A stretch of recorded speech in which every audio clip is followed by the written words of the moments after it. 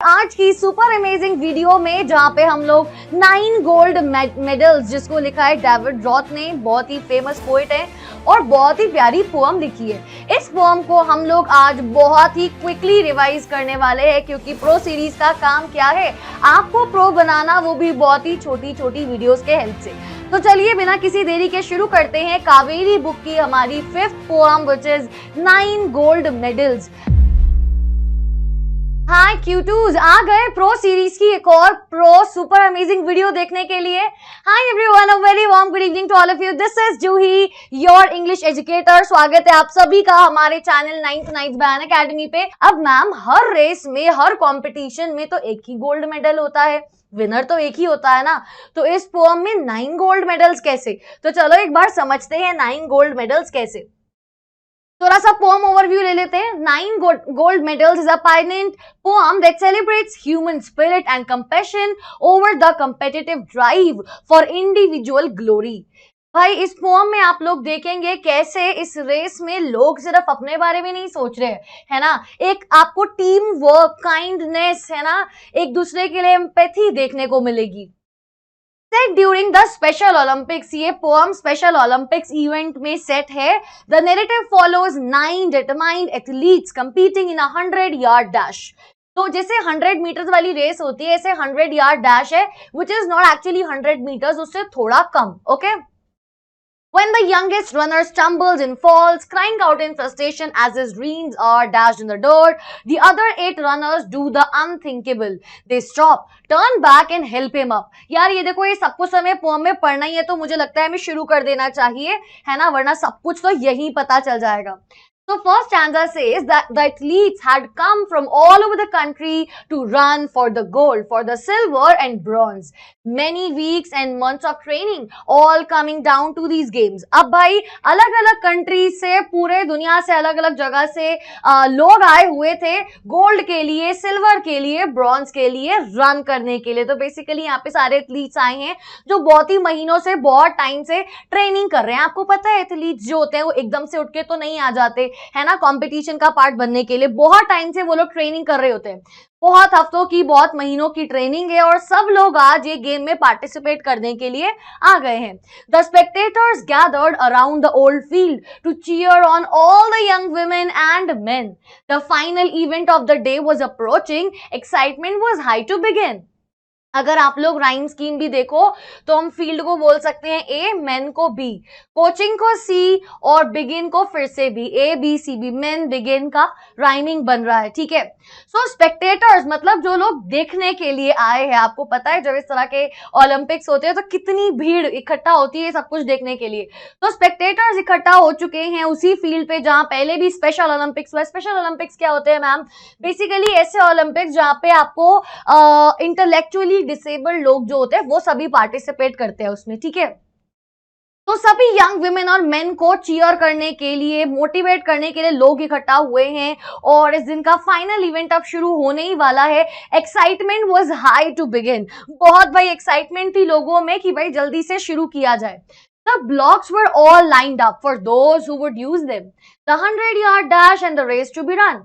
These were 9 resolved athletes in the back of the starting line, poised for the sound of the gun.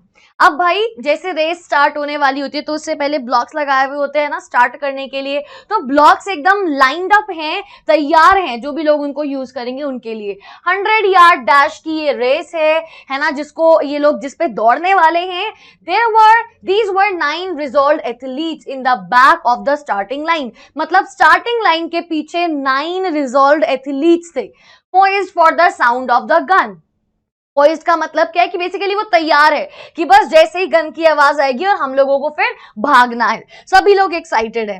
Okay, the signal was given, अब signal दे दिया गया कि race start होती है। The pistol exploded and so did the runners, all charging ahead, but the smallest among them, he stumbled and staggered and fell to the asphalt instead। अब भाई सभी ये जो रनर्स है ये भागना शुरू करते हैं, सभी एथलीट्स भागते हैं, लेकिन इन सभी के बीच एक इनमें सबसे यंगेस्ट जो था, जो सबसे छोटा रनर था, है ना, वो गिर जाता है जमीन पे। ठीक है, वो नहीं भाग पाता है ज्यादा और वो शुरुआत में ही गिर जाता है। एस्फाल्ट क्या होता है भाई? द हार्ड रोड सरफेस, जो ब्लैक कलर का सरफेस बना हुआ होता है जिसपे सारे रनर्स भागते हैं। ठीक है, तो वो मतलब वो थोड़ा सा अपना बैलेंस लूज कर देता है और गिर जाता है सबसे youngest runner. Okay, he gave out a cry of frustration and anguish. His dreams and his efforts dashed in the dirt. But as sure as I am standing here telling this story, the same goes for what next occurred. अब यहाँ पे वो जो गिर गया youngest जो runner है ना, तो ऑफ कोर्स भाई वो दुख मनाता है उस बात का, है ना, एक फ्रस्ट्रेशन वाली उसकी चीख निकलती है कि शिट यार मैं गिर गया, है ना। उसके ड्रीम्स जिसके लिए इतने टाइम से ट्रेनिंग कर रहा था, प्रैक्टिस कर रहा था, वो उसके ड्रीम्स, उसके efforts dashed in the dirt, मतलब कि उस धूल में, उस जमीन में एकदम डैश हो गए। डैश मतलब कि एकदम डिस्ट्रॉय हो गए, बर्बाद हो गए। But as sure as I am standing here telling this story, poet बोल रहे हैं कि मैं जो ये स्टोरी बता रहा हूं, है ना, तो आगे देखो आगे होता क्या है। ठीक है, the same goes for what next occurred. The 8 other runners pulled up on their heels, the ones who had trained for so long to compete. One by one they all turned round and went back to help him and brought the young boy to his feet. अब यहाँ पे भी देखो compete और feet मतलब सभी stanza में same rhyme scheme है, A B C B। ठीक है, अब बाकी के जो 8 रनर्स थे, आपको पता है 9 थे, उसमें से एक गिर गया बीच में। बाकी के जो 8 रनर्स थे, दे pulled up on their heels, मतलब वो रुक गए।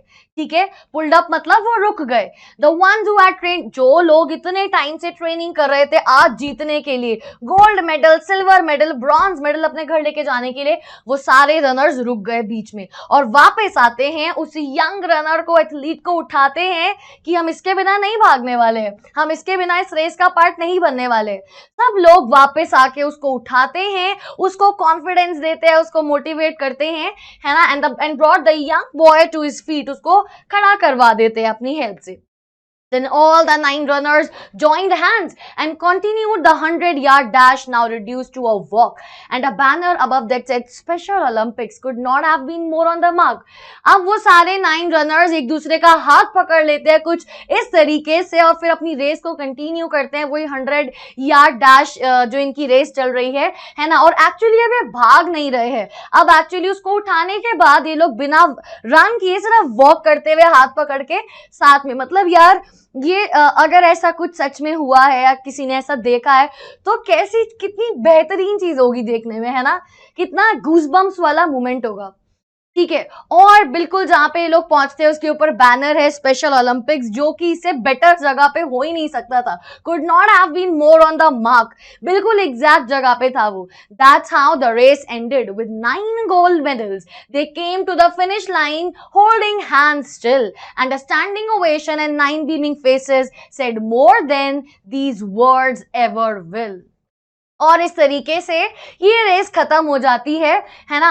और 9 गोल्ड मेडल्स, मतलब जितने भी पार्टिसिपेंट्स थे इस 100-यार्ड डैश वाली रेस में, है ना, उन सबको गोल्ड मेडल्स मिलते हैं। वो सब लोग फिनिश लाइन पे पहुंचते हैं एक दूसरे का हाथ पकड़े हुए और एक स्टैंडिंग ओवेशन उन सबको मिलती है ना। एंड 9 बीमिंग फेसेस, बीम मतलब चमकते हुए चेहरे, said more than these words ever will। कह रहे हैं कि ये जो वर्ड्स, जैसे मैंने पोएम को लिखा है ना, इसको वर्ड्स में एक्सप्रेस करना उतना आसान नहीं है। उनके जो चेहरे पे चमक थी और वहां जो लोगों से उन्हें स्टैंडिंग ओवेशन मिली, 9 गोल्ड मेडल सबको दे दिए गए, वो चीजों को वर्ड्स में एक्सप्रेस नहीं किया जा सकता। So clearly the poem shows कि कैसे कभी कभी हमें कंपटीशन के बारे में नहीं सोचना चाहिए, हमें काइंडनेस अपने अंदर की कभी खत्म नहीं होने देनी चाहिए। किसी और इंसान के लिए मन में एम्पैथी लेकर आना, है ना, ये फील करना कि यार उसे कैसा लग रहा होगा, है ना, उसको कितना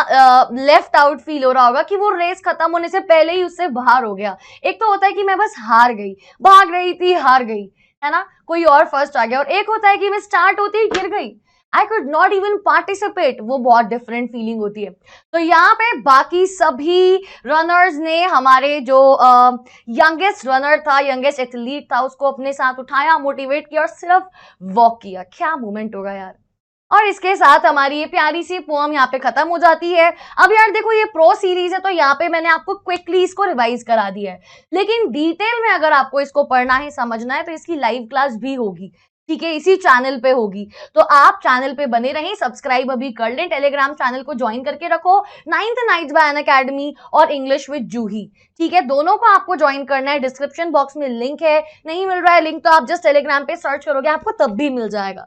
ठीक है, टेलीग्राम ज्वाइन करने से क्या होगा कि वहां पे आपको नोट्स मिल जाएंगे और जब मैं लाइव आऊंगी इस पोएम को पढ़ाने के लिए तो आपको उसका नोटिफिकेशन मिल जाएगा। और बच्चा उसके अलावा अगर आपको ज्यादा कंसिस्टेंसी से पढ़ना है, which is actually you should do, क्योंकि आपका सिलेबस चेंज हो चुका है, तो आप ज्वाइन कर लीजिए आरंभ full syllabus batch for CBSE class 9। ठीक है, जो कि ऑलरेडी मार्च अप्रैल से शुरू हो चुका है और अमेजिंग सेट ऑफ एजुकेटर्स आपको पढ़ा रहे हैं उस बैच के अंदर। इसका लिंक भी डिस्क्रिप्शन बॉक्स में। डिस्काउंट लेने के लिए you can use my code JS50, है ना, और कोड लगाने से आपको थोड़ा सा डिस्काउंट और मिल जाएगा। ठीक है, और आपको अच्छे से प्रिपरेशन करने का चांस भी मिलेगा। इसी के साथ आज के लिए इतना ही बोलते हुए टाटा बाय बाय करूंगी आप लोगों को और मिलेंगे आप लोगों से एक और सुपर अमेजिंग प्रो सीरीज की प्रो बनाने वाली वीडियो में। तब तक के लिए बाय, और शेयर कर देना सारे 90s के साथ। Bye bye. Unacademy. Let's crack it.